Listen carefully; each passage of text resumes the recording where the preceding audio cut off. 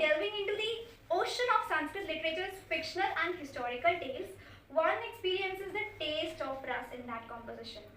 Shringar, Veer, Karun, Hasya, Rodra, Bhayanak, Bibhats, Adbhut, Shant are the 9 acceptable rasas which are known as Navras. But as Acharya Vishwanath in his Sahitya Darpan establishes Vatsalya Ras as an independent ras.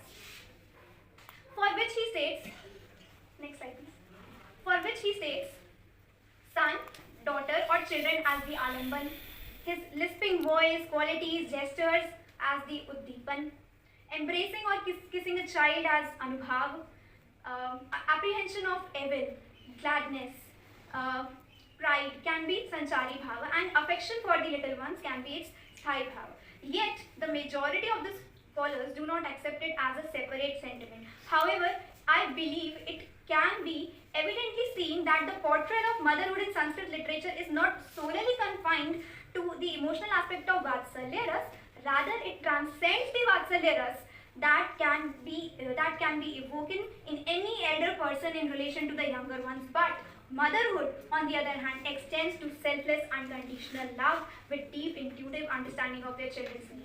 It encompasses more than just physical nourishment, as it symbolizes unwavering presence of sacrifice, love, and devotion.